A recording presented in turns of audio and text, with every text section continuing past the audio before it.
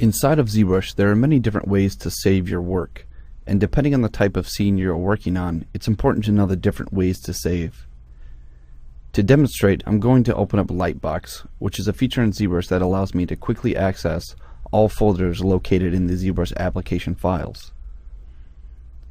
To open up Lightbox, you can simply click the Lightbox button here, or click the keyboard shortcut, which is the comma key.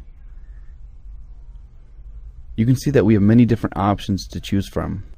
For the purposes of this video, I'm going to be focusing on the project files and the tool files. To start off, I'm going to pick a model out of the tools folder. I'll double click on the demo soldier and drag him onto the canvas and enable him in edit mode. The demo soldier I'm currently working with is a tool file or ZTL file. When I load or save this file as a ZTL, it will only save the tool information.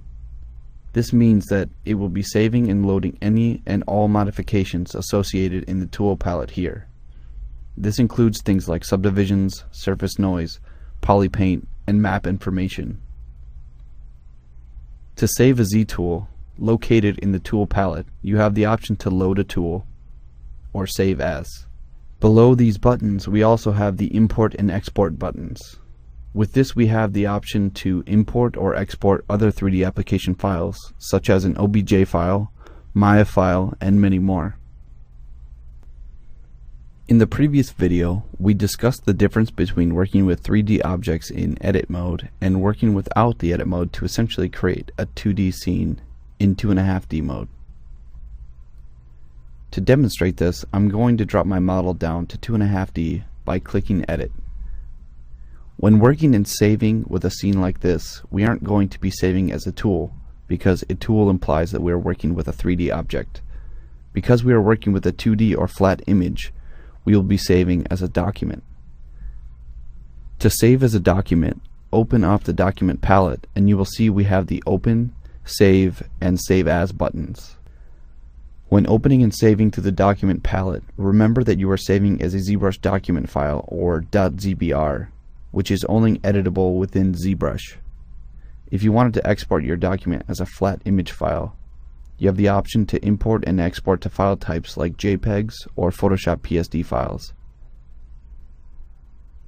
One more important note is that if I were to put my model back into edit mode and attempt to save through the document palette, ZBrush will recognize that I'm working with a live 3D object and allow me to save as a document or a tool. This is simply a safety precaution inside ZBrush in case you forget to save through the tool palette. It's important to understand the difference between working with a 3D tool and when you're working with a 2.5D scene or a flat image. Depending on these circumstances, it will affect the method you will be saving. The last type of saving we will discuss is the ability to save a Z project. When you are working with multiple features inside of ZBrush, especially when it comes to things like material editing and render settings, you may spend a lot of time editing these features to your liking and want to keep all of your settings as well as your models into one file. The Z project file will retain all of your tool data, document data, as well as all settings within the ZBrush palettes. To save a project or a .zpr file, located in the File palette, you will find the Save and Load buttons.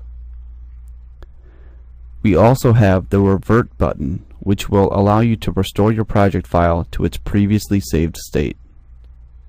Within a project, we have the ability to save our undo history simply by toggling on or off the Undo History button here. Saving your file as a Z project is the best way to keep all of your different settings of your scene.